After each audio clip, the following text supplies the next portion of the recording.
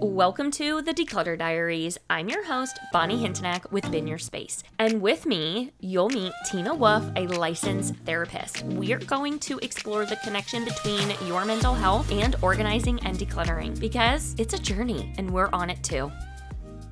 Hey, Bonnie. Hi. How are you?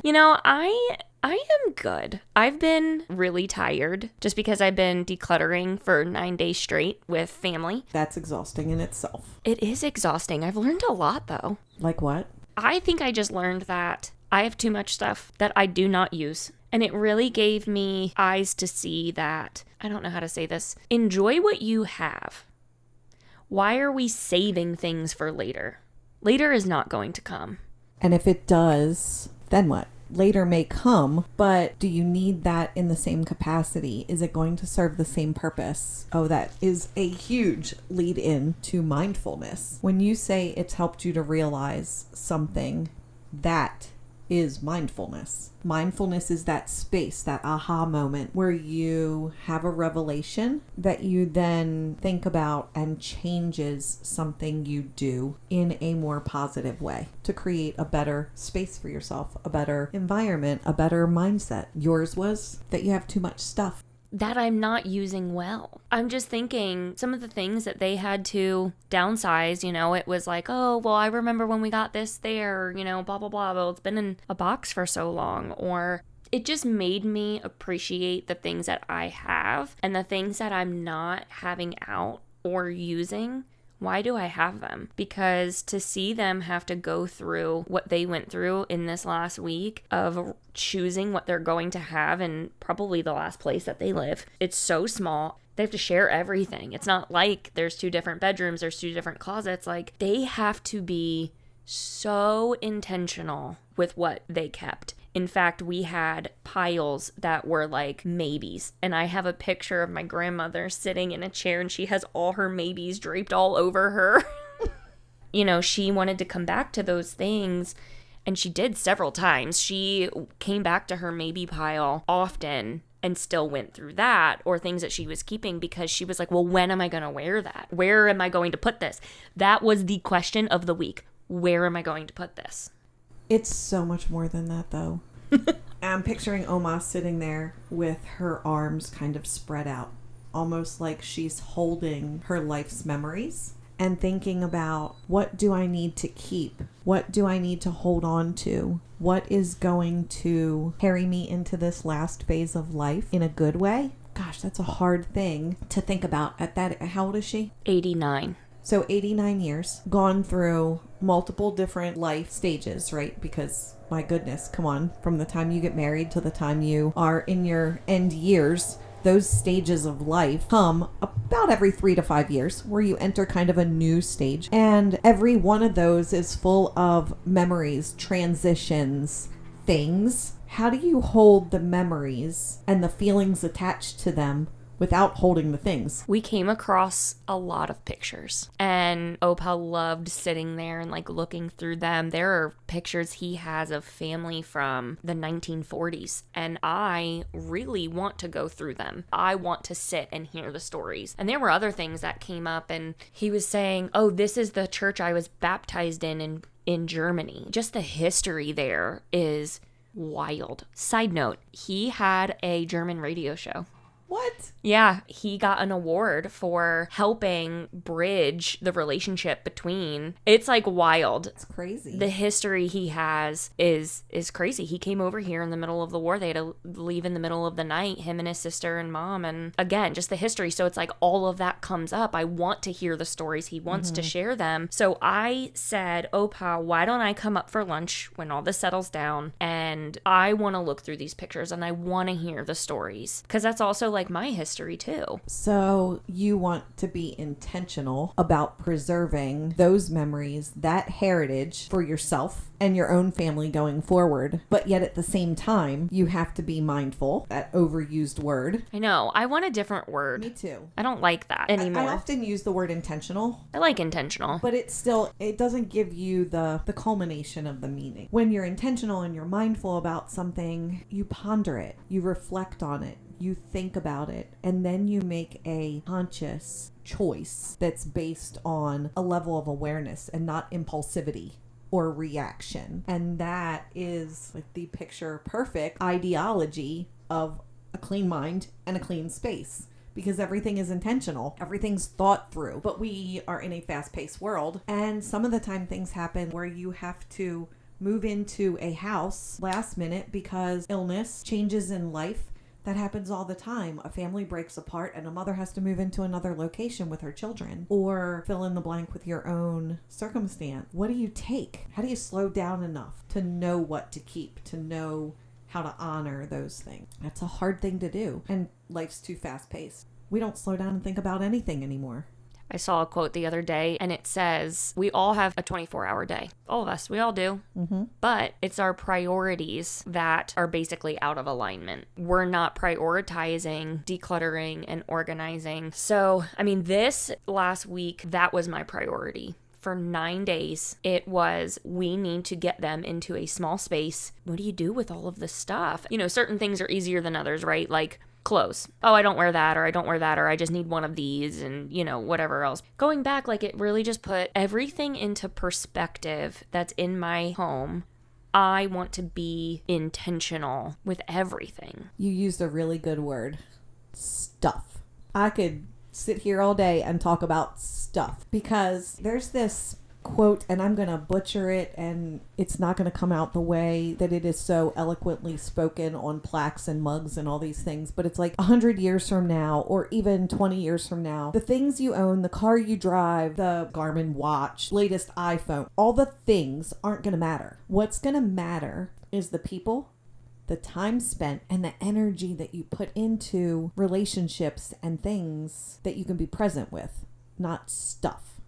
I go back to that friend that I think I talked about in one of our earlier episodes that came into my house. Mm-hmm.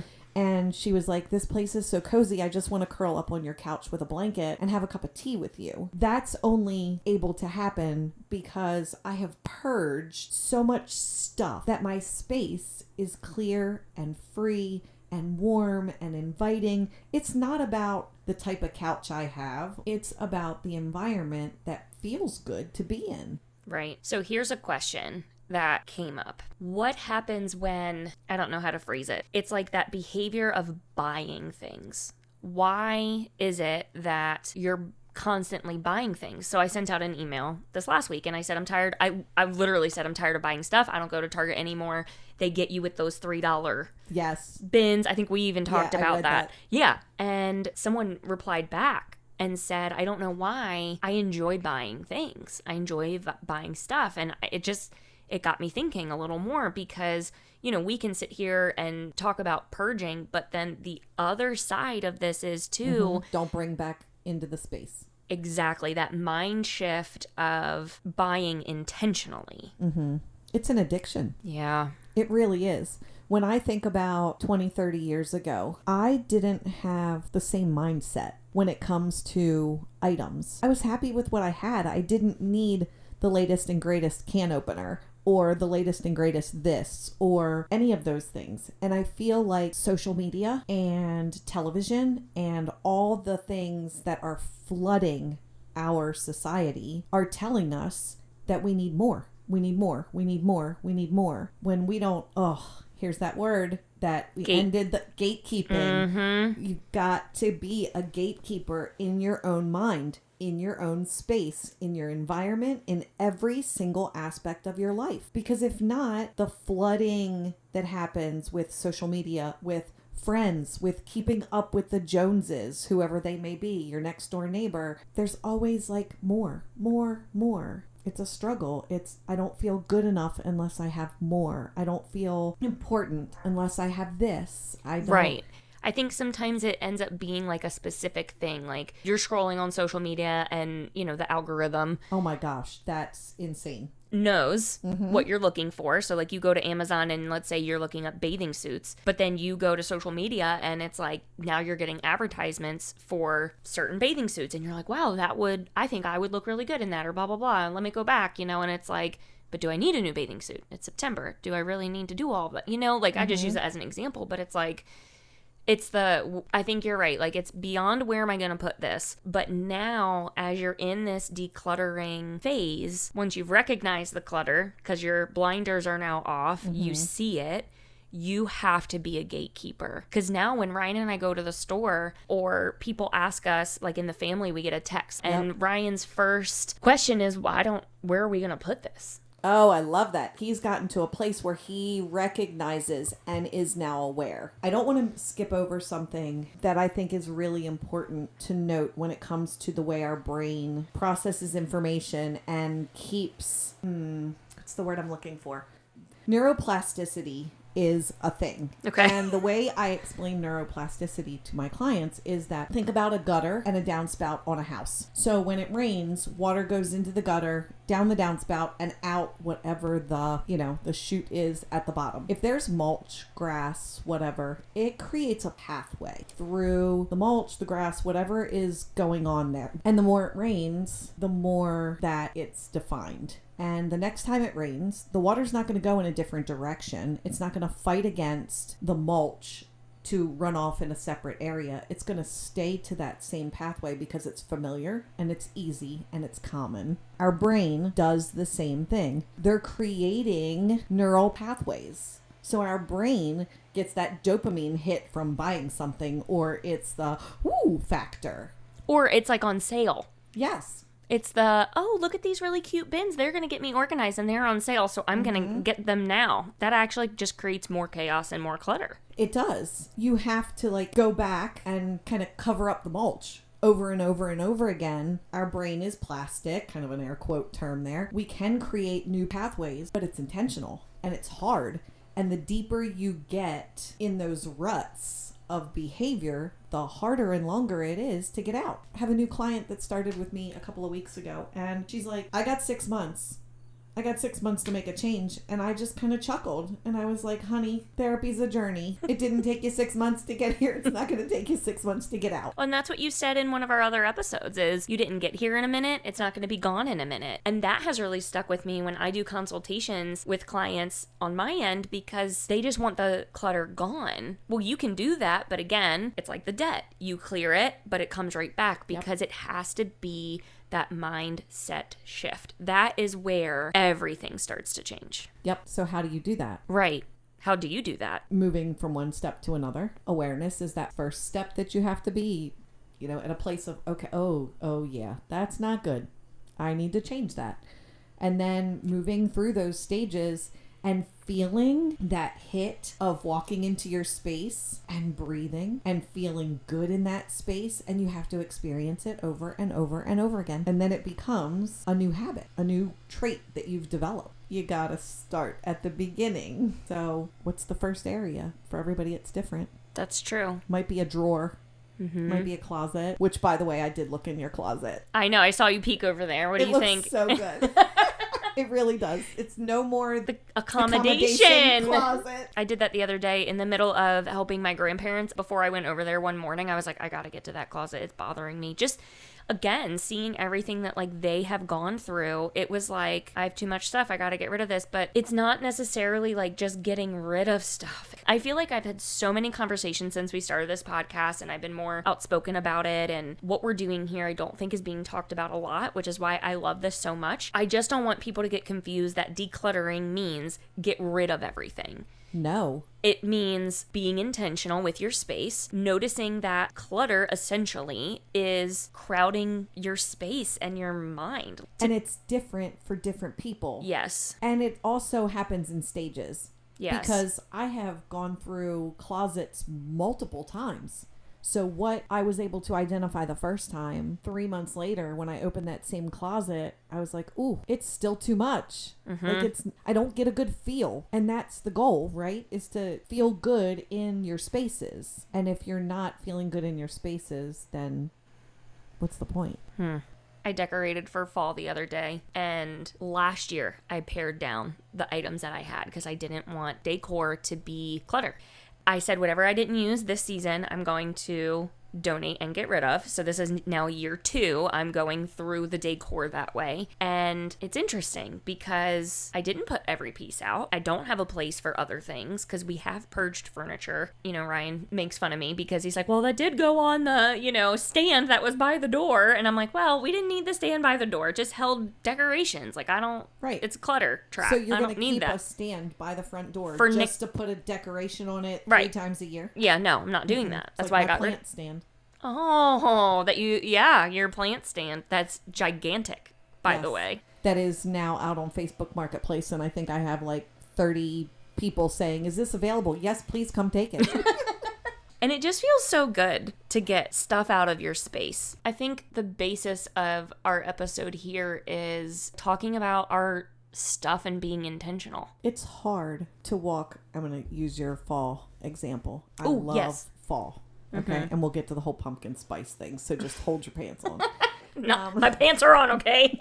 My favorite season to walk into the grocery store. Everywhere you walk, fall is vomiting everywhere. Thank you for the visual. Sorry. What? And as someone who loves fall and all things fall, I want this decoration, that decoration. I want mums. I want this. I want that. And I don't have spaces to put it anymore because I don't have the furniture because I've purged that too. But B, I can walk into a store and look at something and admire it on a shelf and not have to bring it into my space. Ooh. And that is really, really hard to do because, like we said, that impulsive, that buying thing, that wanting to have. Okay, so maybe as the gatekeeper of all things calm and peaceful in my space, I need to stop for a minute and look at that item and just enjoy it on that shelf and say, wow, that is really pretty, and enjoy the beauty of it without having to bring it into my space. That's a really good revelation. I think I'm at that point. So I was at Aldi and... Oh, that place is toxic. I know. Don't go down the Aldi finds aisle. I was No. looking at containers there and it had like a nice, cute little wicker basket set. And I was like, the problem is people are going to get that and not know what to do with it. Anyway, have a whole episode about that. I intentionally needed fall candles. Typically what happens is I save them. I buy them and I just burn them sometimes. Well, now I'm like, if I bought them, I'm going to start enjoying them. I don't want to pack them away. So I bought 4 candles yesterday and I know that we'll go through them because we like the smell of pumpkin and autumn and everything in our home. And I bought them on purpose at Aldi because I didn't want to go to Home Goods and Marshall's and look at all the other fall decor. I just wanted a candle that I'm gonna use. Like, the intention now is if I buy it, I am using it. I have to share with you what I now do with my Amazon cart. Ooh, tell me. Because this has been a problem for me. I am now at a place in my life professionally that I can spend a little extra on the things that I want, and it's gotten out of hand. So now I will put something in my Amazon cart, and unless it's something that I urgently need, Shampoo, conditioner. it has to sit there for 72 hours. Ooh. Before I'm allowed to click buy. Additionally, I have created lists. You know how you can have lists on Amazon? Yep. So I have one for therapy. So these are things that I'd really like to have for my play therapy room or, just as a therapeutic tool. I have one for me, just like, oh, I like that. Oh, I really like that. And then I have one for household. And if it sits in my Amazon list for 3 days and I'm still unsure, I will move it into a list. And it sits in that list. So I can go back and look at that thing and reevaluate. Do I need it now? And if a week later, I'm like, it's been a week. I haven't needed it. I haven't purchased it. Nope, delete it. It just goes away. So basically, it's a virtual purgatory bin. Yes. Or a holding bin, because almost. we are in the world of social media and all things technology. I love the idea of letting it sit and thinking about it. One, it slows us down. It slows down the clutter carousel and it lets us process if we really do need that item, where it should go, and that starts the process in our brain of gatekeeping. Yep. That is a great solution. I do the same thing now with stores. If I walk into a store and I see something that I want, like, that's really cool. I would like that. I don't need it right now. If I go back and it catches my eye a second time and it's like, oh, yeah, maybe. Then I give it another thought. But I can't imagine how much time, energy, and money is spent on impulsive, unintentional purchases. And it doesn't make you feel better. Nope. All it does is push aside whatever the core thing is that you're trying to solve, cover. I was going to use the word cover. Mm-hmm. This is way deeper than just like, hey, let's declutter our space and get organized, and how much the mental piece is connected to our space. And when we create those patterns. Patterns? Patterns. Look. What does Rick say? Pattern. And conversate. We're going to conversate about the patterns. Oh my gosh. Anyway, when we look at those patterns in the brain that happen over and over and over again, we do it without thinking. And I know we drive this home constantly about the intentionality behind it, but it has to be intentional. It has to be a process that you take time to actually think about. Being mentally aware. Yep. One of my favorite authors is Bob Goff. Mm-hmm. And part of the reason why I even decluttered my career is his book Dream Big, but he is very outspoken about turning down the volume on voices in your life. Who are you allowing to be loud in your life right now? Like, whose microphone do you need to turn down? And that has always stuck with me because it goes not only with physical voices, but again, like the social media, the what's coming in to your space and your mind and your home. So junk in, junk out. Clutter in, clutter out. Yep. I think this has been really good just unpacking all of that together, because we don't sit and, I know, be mindful, but like the intention and the gatekeeping, you have to be intentional with what's coming in your home. It starts the moment you step out of your home. When you get in your car and you drive to a store, you have to put on a mindset of, I'm not coming back with these things just because in the moment they're pretty or they're cute or it's on sale. That'll get you. I think just that like intentionality is just really important, especially as the holiday seasons are coming up. I will say this every single year. Ryan and I, we don't want stuff anymore. We have no place to put things, honestly. And we're adults. If we really need something, we're going to buy it. Yep. We want to do experiences. We want time. It isn't about getting all these things. As we get into the holiday season coming up, being intentional, being protective, being that gatekeeper is going to be really hard, but very, very essential. Maybe developing a tool for yourself, whatever that looks like. But what is that question you can ask yourself to help you to be mindful? I use affirmations all the time with my clients to help them identify positive things about themselves. But you can use affirmations or statements or questions in the same way to help keep yourself mindful, intentional, purposeful about what you're listening to, what you're buying, what you're exposing your physical and mental self to. So maybe it is just as simple as why for some people, but somebody else might need what 3 questions do I ask myself before I do X? Maybe our listeners can send in their thoughts and theories on what they use. Oh, I love that. To be able to just stop themselves in the moment, to help them to look at that fall decor on the shelf and admire it where it is, but not have the need to bring it in. Yeah. What is your tool? What is your go-to to help you be that gatekeeper? Yep. What's the key? What's the key to the gate? To lock it. I always try to have these connections, like the carousel. I'm like, no, it doesn't work. The key? No, that kind of works. Well, I think the pumpkin spice latte is kicking in, which we know you don't like pumpkin spice. It's not that I don't like pumpkin spice. You heard her. Excuse me. Wait. No, this is very important because we are in the thick of pumpkin spice season. It's not that I don't like it. It is that I am choosing and being aware of how much I am allowing myself to be flooded with it so that it does not negatively impact me because I love pumpkin spice. Like I said earlier, give me a nice pumpkin spice. You didn't say that earlier. Glazed dough. Yes, I did. To me. I did. But not on here. So like I said to you earlier, give me a nice pumpkin muffin, something like that. That's fine. But I don't need to walk through the grocery store. Good glory. Giant Food is terrible about this, and I am going on a tangent for a second. No, I love it. Go ahead. They have a half an aisle. It's pumpkin everything. It's pumpkin soap. It's pumpkin seltzer water. Do we really? Yes. Really? Yes. That goes back We do. to We need it. we are a society that is so driven by things and stuff and emotional connections to something. So if you like the smell of pumpkin spice, you need every single product on the shelf. It's just too much. So I am protecting Good job. my space And your physical sanity. and mental, and my sanity, because pumpkin spice and this whole season is a trigger for me. So there it is. The world now knows my fall trigger, as much as I love fall.